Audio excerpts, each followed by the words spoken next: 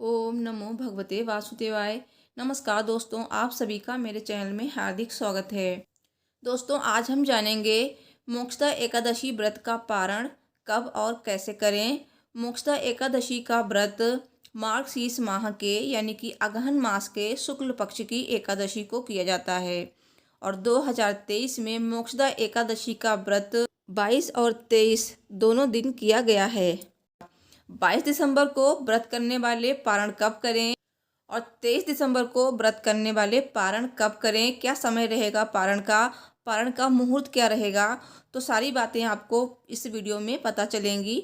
और पारण कब नहीं करना चाहिए और पारण में क्या खाना चाहिए, तो बहुत सी बातें आपको इस वीडियो में पता चलेंगी। तो वीडियो को पूरा ज़रूर देखें। अगर आपने एकादशी का व्रत किया है तो वीडियो आपको ज़रूर देखनी चाहिए, तभी आप पारण कर पाएंगे सही तरीके से, तभी आपका व्रत पूर्ण होगा और व्रत का पूर्ण फल तभी प्राप्त होगा। मोक्षदा एकादशी का व्रत करने से, पूजा करने से भगवान विष्णु प्रसन्न होते हैं और सभी मनोकामनाएं पूरी होती हैं, साथ ही मोक्ष की प्राप्ति होती है। और इस दिन गीता जयंती भी मनाई जाती है, क्योंकि इसी दिन भगवान श्री कृष्ण ने गीता का उपदेश दिया था अर्जुन को। मोक्षदा एकादशी के दिन गीता के 11वें अध्याय का पाठ भी करना चाहिए। इससे भगवान श्री कृष्ण की असीम कृपा प्राप्त होती है। दोस्तों, आइए जानते हैं कि मोक्षदा एकादशी व्रत का पारण कब करना चाहिए, पारण का शुभ मुहूर्त क्या है और पारण कैसे करें, क्या खाकर करें और इस दिन क्या नहीं खाना चाहिए और द्वादशी तिथि कब तक रहेगी, हरिवासर का समय क्या रहेगा।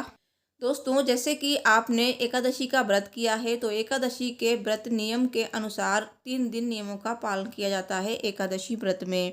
दशमी, एकादशी और द्वादशी। दशमी की शाम से ही व्रत के नियम शुरू हो जाते हैं, जो कि द्वादशी तक चलते हैं। दशमी से ही आपको नियमों का पालन करना है, एकादशी पे व्रत करना है और द्वादशी तिथि पे पारण के साथ ही व्रत नियम पूर्ण हो जाते हैं। दोस्तों, एकादशी के दिन जैसे आपने पूजा की है उसी तरह से विधिवत तरीके से द्वादशी यानी कि पारण वाले दिन भी आपको सुबह ब्रह्म मुहूर्त में उठना है और उसके बाद स्नान आदि करके भगवान विष्णु की पूजा करनी है।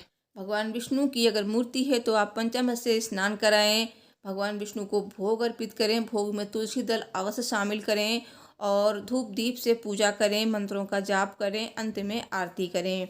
इस तरह से पूजा अर्चना करने के बाद आपको पारण का भोजन बनाना है। पारण के भोजन में शुद्ध सात्विक चीज़ों का ही प्रयोग करें। दोस्तों, एकादशी व्रत का पारण कभी भी हरिवासर में नहीं किया जाता है।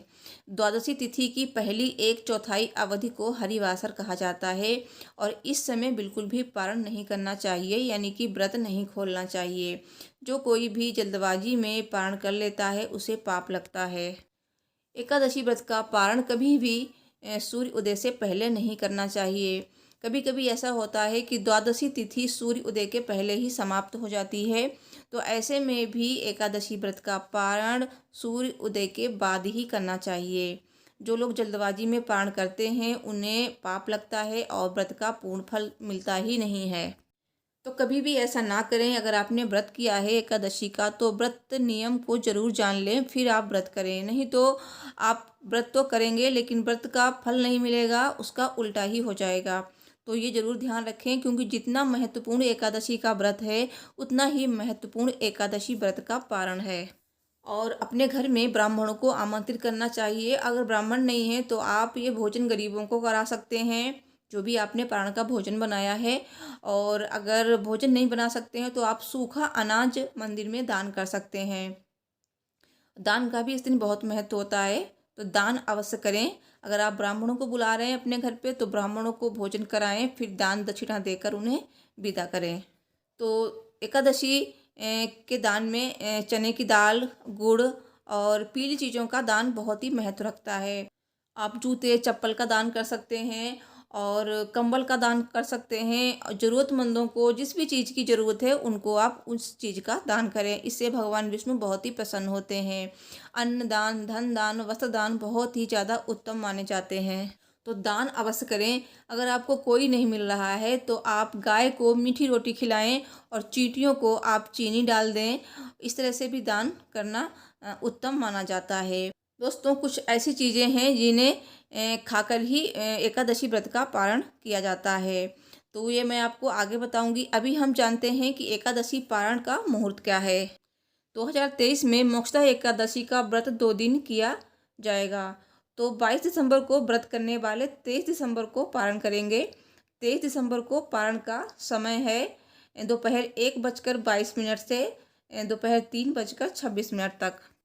और जो 23 दिसंबर को व्रत करेंगे वो 24 दिसंबर को पारण करेंगे।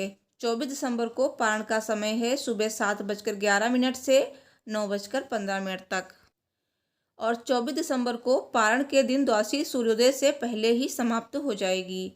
और 23 दिसंबर को हरिवासर का समय रहेगा दोपहर 12:59। तो पारण हमेशा मुहूर्त में करें। और अब जानते हैं कि क्या खाकर पारण करना चाहिए। दोस्तों कुछ ऐसी चीज़ें हैं जिन्हें खाकर अगर आप पारण करेंगे तो इससे भगवान विष्णु भी प्रसन्न होंगे और आपका व्रत भी पूर्ण होगा। जैसे कि भगवान विष्णु को तुलसी जी बहुत ही प्रिय हैं, तो अपने मुख में तुलसी पत्र रखकर भी आप पारण कर सकते हैं। इसके बाद आप कुछ भी खाएं, लेकिन आपको पूरे दिन सात्विक चीज़ों का ही सेवन करना है। और दूसरी चीज़ है कि आप आंवला खाकर भी व्रत का पारण कर सकते हैं। आजकल तो आंवला मार्केट में बहुत आ रहे हैं, तो आप आंवला खाकर भी पारण कर सकते हैं। आंवला के वृक्ष में भगवान विष्णु का वास माना जाता है और त्रिदेवों का वास होता है। तो अगर आप आंवला खाकर व्रत का पारण करेंगे तो आपको उत्तम संतान की प्राप्ति होगी और आपके सौभाग्य में वृद्धि होगी। और तीसरी चीज़ है कि आप गाय का शुद्ध देसी घी अपने मुख में रखकर भी पारण कर सकते हैं। तो इस तरह से भी पारण किया जाता है। सेम खाकर भी पारण कर सकते हैं। और पारण वाले दिन आपको पूरे दिन शुद्ध सात्विक चीज़ों का ही सेवन करना चाहिए। तामसिक चीज़ें भूलकर भी नहीं खाएं, जैसे कि लहसुन, प्याज, बैंगन और मसूर की दाल, मांस, मदिरा, ये सब बिल्कुल नहीं खाना है। और इस दिन सुबह और शाम दोनों समय तुलसी माता की पूजा अवश्य करें। तुलसी माता के सामने दीप प्रज्वलित करें। और तुलसी माता की पूजा के बिना भगवान विष्णु की पूजा अधूरी मानी जाती है। तो एकादशी के दिन भी करें और एकादशी के दूसरे दिन यानी कि द्वादशी तिथि पे भी तुलसी माता की पूजा अवश्य करनी चाहिए। इससे हमारे घर में सुख समृद्धि आती है और भगवान विष्णु बहुत ही प्रसन्न होते हैं और हमारी सारी मनोकामनाएं पूर्ण होती हैं। तो बताए गए शुभ मुहूर्त में ही पारण करें। आपने व्रत कभी भी रखा हो, 22 को या 23 को, दोनों दिन का शुभ मुहूर्त मैंने बता दिया है पारण का। तो अगर आपको मेरी वीडियो पसंद आई है तो प्लीज़ इस वीडियो को लाइक ज़रूर करें, ज़्यादा से ज़्यादा शेयर करें और कमेंट बॉक्स में जय श्री हरि विष्णु जी अवश्य लिखें। भगवान विष्णु आपकी सभी मनोकामनाएं शीघ्र ही पूरी करेंगे। Thanks for watching. हर हर महादेव। जय माता दी। जय श्री लक्ष्मी नारायण जी।